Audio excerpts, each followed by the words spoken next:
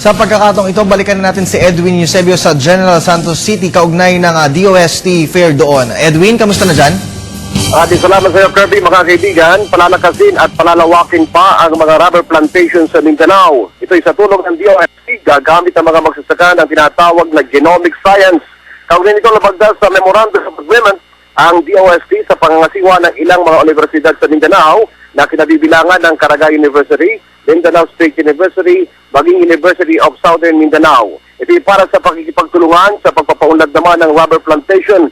Mula sa kasalukuyang 160 hektarya ng plantasyon ng goma, target ngayon gawin itong 400 hektarya ayon kay DOST Undersecretary Fortunato de la Peña.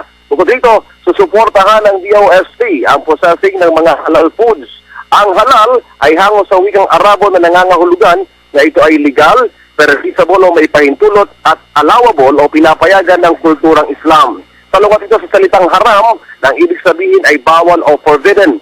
Sa tulong ng modernong teknolohiya, magtatatag naman ang mga laboratorio ang DOST. Ito ay sumuri sa mga sangkap ng anumang processed foods at i-classify ito bilang halal o permissible food sa ilalim ng Islamic culture. Ang ito, ang tema ng 2012 National Technology Week dito sa Mindanao ay Science Blend of Culture o agham na may sangkap ng kultura.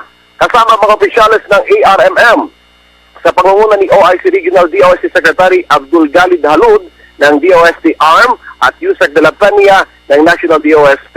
Ang pagsisimula ngayong araw ng programa ay kinatatampukan ng trade fair na nilahukan ng mga negosyante at mga small and medium entrepreneurs at kanilang mga produkto.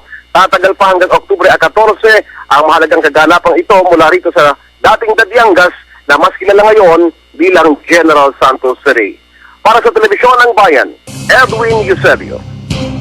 Maraming salamat, Edwin Eusebio, nag-uulat mula sa General Santos City.